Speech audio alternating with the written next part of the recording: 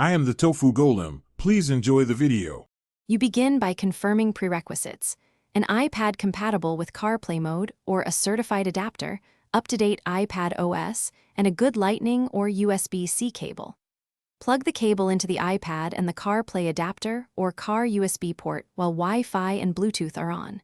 You'll see a prompt asking to trust the device. Accept it. Once done, the iPad should offer a CarPlay-like interface. Make sure permissions for contacts and maps are granted, so apps can exchange data immediately. Now you configure the interface and controls. On the iPad, open CarPlay settings to add, remove, and reorder apps so your most used items appear first. You should map audio output to the car's connection and test the microphone. Switch sources if voice commands sound weak. Once done, set default navigation and messaging apps for hands-free operation.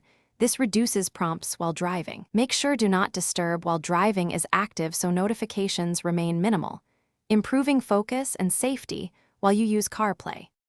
You finish by testing core functions. Ask Siri for navigation, start a route, play media, and send a short message using voice. Verify steering wheel controls and track scrub work smoothly. If CarPlay stalls or drops the connection, reboot the iPad first, then swap the cable and reconnect. If needed, reset CarPlay settings and reauthorize the device.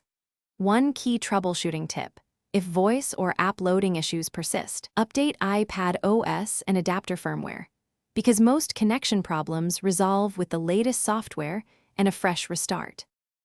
Thanks for watching. Consider subscribing if we helped you today.